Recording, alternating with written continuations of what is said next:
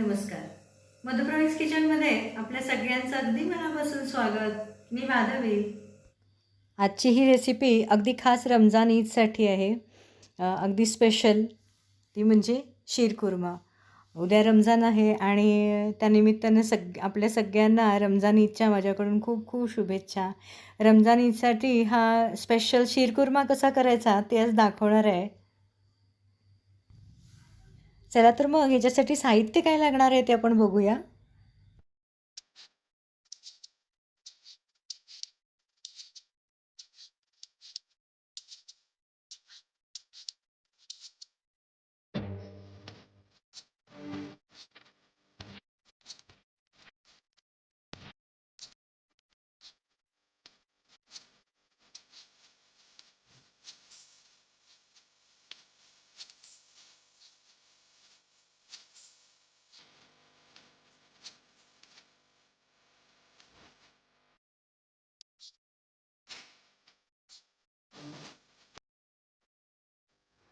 शीरकुर्मा करण्यासाठी मी इथं 1.5 लिटर दूध घेतलेलं आहे.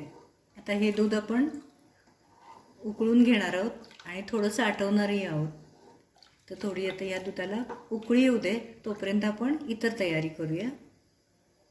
इथं मी थोड्याशा दुधामध्ये 15 ते 20 केशर काड्या मी भिजवून घेतलेल्या आहेत. या केशरामुळे आपल्या शीरकुर्म्याला रंगही छान येणार आहे आणि त्या केशराची चवही खूप छान लागते. त्याच्यानंतर ड्रायफ्रूट्समध्ये मी इथे पिस्ते घेतलेले आहेत. 15 ते 20 पिस्ते मी इथं चॉप करून घेतलेले आहेत. त्याच्यानंतर बदाम आहेत. बदाम आणि काजू मी अगोदर भिजवून घेतलेत. बदाम भिजवून त्याच्यावरची साल काढून घेतलेली आणि त्याचे पातळ असे मी काप करून घेतलेले आहेत. तर आयत्या वेळेला जर बदाम तुम्हाला त्याच्यावरची साल काढून असा बारीक करायचा असेल तर तो कसा करायचा हे मी मायक्रोवेव्ह कसा वापरायचा या व्हिडिओमध्ये तुम्हाला दाखवलं आहे. वरती मी आय बटनमध्ये तुम्हाला त्याची लिंक देते, बघू शकता. इथं मी काजूही भिजवून घेतले होते आणि तेही बारीक मी कट करून घेतलेत. इथं चारोळी आहे, तर ही चारोळी मी भिजवून घेतलेली आहे इथं. तर तुम्ही भिजवूनही त्याच्यावरची साल काढू शकता किंवा आपण जसे शेंगदाणे भाजतो तसे अगदी 30 सेकंदासाठी तुम्ही मायक्रोवेव्हला सुद्धा ही चारोळी थोडीशी रोस्ट करून घेऊन त्याच्यावरचं कवर तुम्ही काढून घेऊ शकता आणि त्याच्यानंतरही तुम्ही भिजवलं तरी चालेल. हे ड्रायफ्रूट्स आहेत, हे आपण भिजवून घेतलेले आहेत म्हणजे दुधामध्ये ते लवकर शिजतात.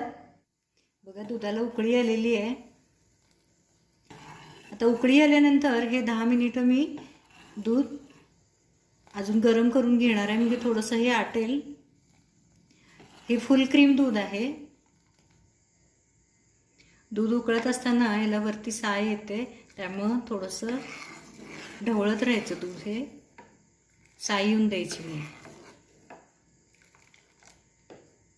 आता एका बाउलमध्ये मी खवा घेतला आहे. तर या खव्यामध्ये मी हे उकळलेलं दूध थोडंसं घालून घेणार आहे आणि त्याच्यामध्ये हा खवा मिक्स करणार आहे.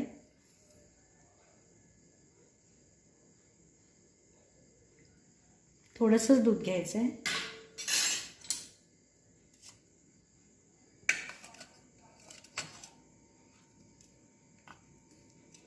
हा खवा पूर्ण याच्यामध्ये चांगला विरघळून घ्यायचा.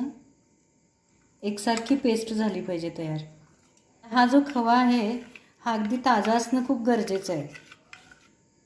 नेहमी ताजाच खवा वापरा, नाहीतर मग दूध थोडंसं फुटण्याची शक्यता असते. बरेच जण याला मिल्कमेड पण वापरतात, पण मिल्कमेडमुळं थोडीशी चव बदलते. पारंपरिक शीरकुर्म्याची जी टेस्ट असते ती टेस्ट येत नाही, त्यामुळे शक्यतो खवाच वापरा. बघा छान मी एकसारखी पेस्ट करून घेतलेली आहे.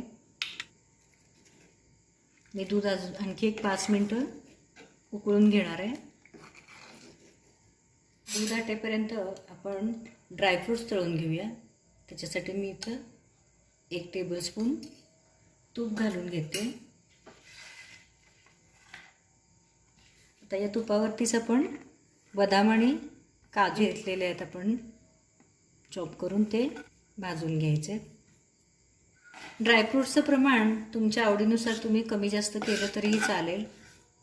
या ड्रायफ्रूट्समध्ये मी खजूर घालणार नाही आहे. बरेच जण खजूर घालतात त्याच्यामध्ये, पण खजूर आणि बेदाणे मी घालायचं शक्यतो टाळते याच्यामध्ये, कारण त्याच्यामुळं शीरकुर्मा लवकर खराब होतो. मग आता याच्यामध्येच मी चारोळी घालून घेते. त्याच्यामध्ये पिस्ते पण घालून घेऊया आपण.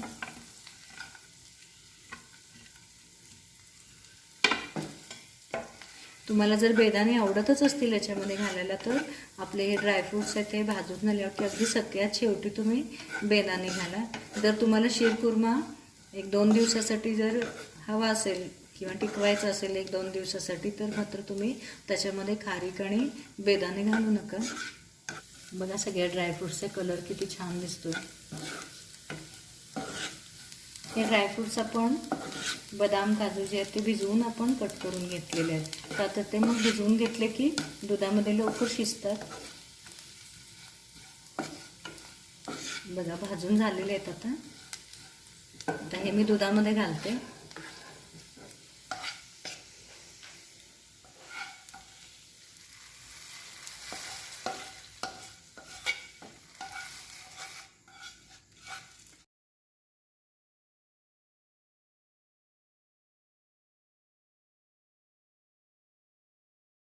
तर याच पॅनमध्ये मी आणखी एक छोटा चमचा तूप घालते आहे आणि याच्यामध्ये एक अर्धा कप मी इथं शेवया घेतलेल्या आहेत. या रोस्टेड शेवया आहेत.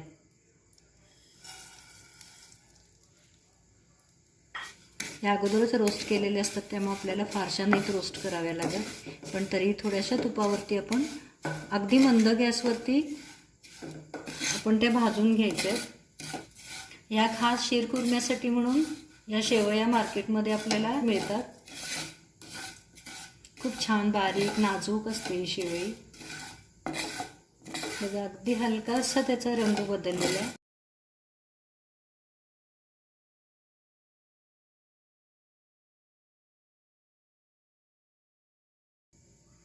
गॅस बंद करते. आता या भाजलेल्या शेवयाही आपण या दुधामध्ये घालायचे. आता केशर जे आपण दुधामध्ये भिजवलं होतं त्याला किती सुंदर रंग आलाय बघा. ते दूध आपण याच्यामध्ये घालूया. आता हळूहळू शीरकुर्मा आपला जो आहे तो उकळेल तसं त्याला या केशराचा खूप छान कलर येईल. हा शीरकुर्मा खूप घट्टही करायचा नाही आपल्याला.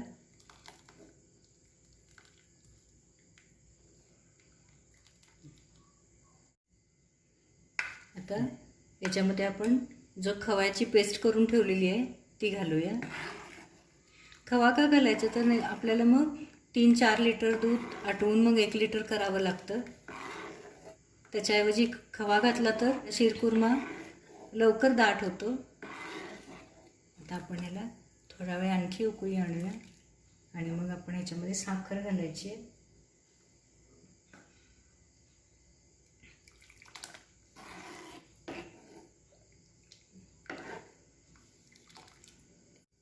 त्याच्यामध्ये घालूया आपण वेलची पावडर एक अर्धा टीस्पून आणि याच्यामध्ये थोडंसं मी फ्रेश किसून घेतलेलं जायफळ आहे.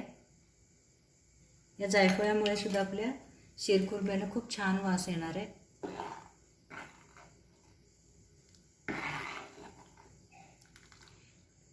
आता याच्यामध्ये आपण घालायची साखर. मी इथं 3/4 कप साखर घेतली. साखर तुमच्या आवडीप्रमाणे तुम्ही कमी जास्त करू शकता. बघा तयार आहे आपला शीरकुर्मा. आता आपण सर्व करायला घेऊया. आता या रमजानला तुम्ही हा शीरकुर्मा नक्की करून बघा. तुम्हाला खूप आवडेल ही रेसिपी आवडली तर नक्की माझ्या चॅनलला सबस्क्राईब करायचं आहे, लाईक करायचं आणि तुमच्या फ्रेंड्स आणि फॅमिलीबरोबर शेअरही करायचं आहे. सबस्क्राईब केल्यानंतर तुम्हाला शेजारी घंटेचं आयकॉन दिसेल, ते दाबायला विसरू नका. म्हणजे अशी छानशी माझी पुढची जी रेसिपी येणार आहे त्या व्हिडिओचं तुम्हाला नोटिफिकेशन चटकन मिळून जाईल. कलर तर काय सुंदर आलाय बघा. कन्सिस्टन्सी मी पुन्हा एकदा दाखवते. बघा शीरकुर्मा खूप दाटही नाही आहे आणि खूप पातळही नाही आहे. शीरकुर्मा तुम्ही नक्की करून बघा आणि कसा झाला आहे ते प्रतिक्रिया मला कळवायला विसरू नका. चला तर मग आज इथंच थांबूया. पुन्हा भेटूया एका नव्या रेसिपीसोबत. तोपर्यंत good food, good health. Bye.